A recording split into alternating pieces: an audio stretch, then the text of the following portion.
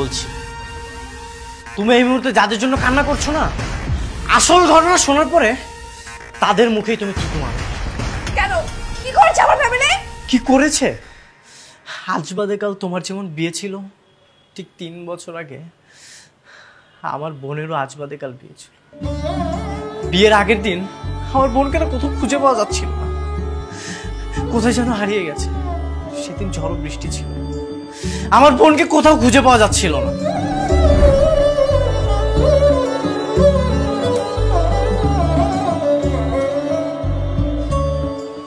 জিগো ভাই, বাইরে সেই বৃষ্টি হইতেছে।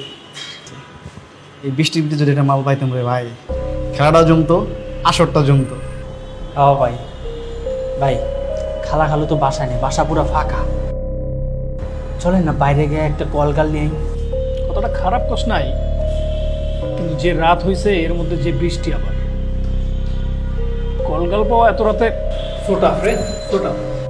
আপনার লগে বইলে সবসময় ছোটা ছোটা হয়ে যায়, একটা খাওয়াইতে পারলেন না জীবনে। এক্সকিউজ মি,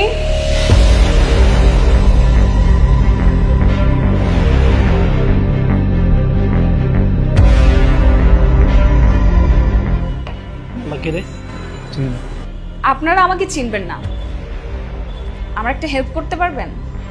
হেল্প লাগবে? শিওর। এই চল না হেল্প করি।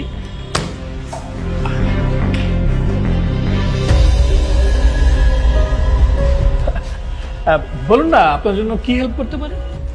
আমি সাদেক স্যারের বাসায় আসছিলাম, উনি তো বাসায় নাই, আর সামনের সপ্তাহে আমার বিয়ে, তাই আপনারা যদি এই কার্ডটি ওনার কাছে পৌঁছে দিতেন আমার খুব উপকার হতো। হ্যাঁ শিওর, কার্ড তো দিয়ে দিব, কিন্তু আপনি তো ভিজে গেছেন। আচ্ছা আসুন না, আপনাকে একটু মুছে দিই। না, কোনো দরকার নেই, বাইরে অনেক বৃষ্টি হচ্ছে, আমার তাড়াতাড়ি যেতে হবে। আর কি কি করছেন? হাত ধরছেন কেন? আমার হাত ছাড়ছেন কেন? ছাড়েন আমাকে।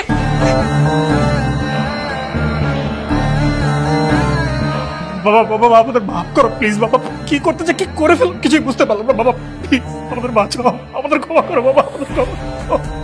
ছি ছি ছি ছি ছি, আমরা কয়েক ঘন্টার জন্য বাসার বাইরে ছিলাম, এর মধ্যে তুই এমন একটা জঘন্য কাজ করলি। এখন আমি সমাজে মুখ দেখাবো কি করে? তোকে আমার সন্তান বলতে ঘৃণা হচ্ছে। বাঁচার বাঁচার, নাহলে তোকে আমি মেরে ফেলবো। আচ্ছা থামো না, থামো না। আচ্ছা অন্যায় যেটা করা তো সেটা করে ফেলেছে, এখন মারামারি করে কিছু হবে বলো তো? একটা কথা হয় কি, তুমি ঠান্ডা মাথায় একটা বুদ্ধি বের করো প্লিজ। মা, আমি কি বুদ্ধি বের করবো সেটাই তো বুঝতে পারছি না। কি একটা জঘন্য লেভেলের কাজ করছে। মেয়েটা কোথায়? মেয়েটা ওই ঘরে জ্ঞান হারিয়ে নিচে পড়ে আছে। মা, ওর যদি জ্ঞান ফিরে তাহলে ও কিন্তু পুলিশের কাছে সবকিছু বলে দেবে, আমাদেরকে সত্যা ফাঁসিয়ে দেবে। আর তুই এক কাজ কর, ওই মেয়েটার অস্তিত্ব মিটিয়ে ফেল। কিভাবে? এটা কি আমাকে বলে দিতে হবে? বাবা বাবা এটা কি করে, কোথায় থাকে আমি কিচ্ছু জানি না বাবা। এটা যেহেতু নিচে এসেছিল, পুলিশ যদি তদন্তে আসে বাবা আমি ফেঁসে যাবো বাবা। বাবা আমি জেলে যেতে চাই না বাবা, আমি ফাঁসিতে চড়তে চাই না বাবা। তুমি আমাকে বাঁচাও বাবা।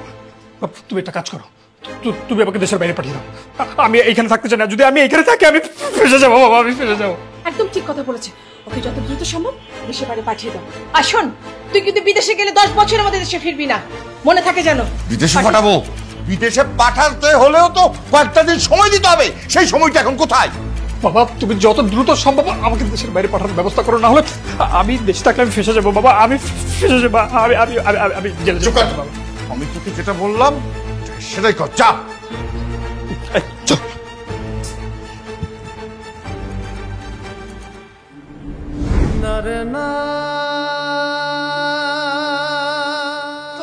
আমি কি দোষ করেছি?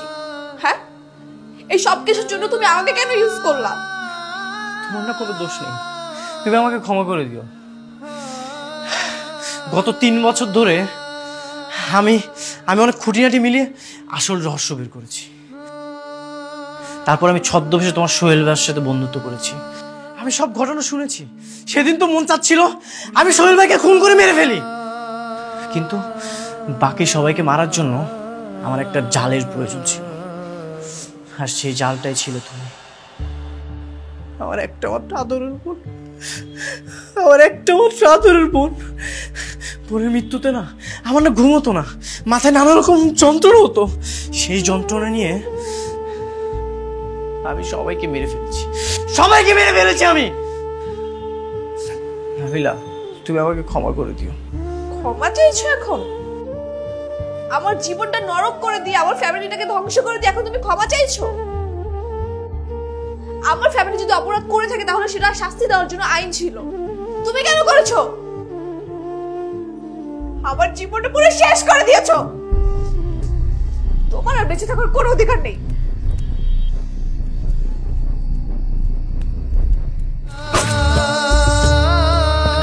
তুমি আমাকে না মারলেও না, আমি নিজেকে নিজেই মেরে ফেলতাম।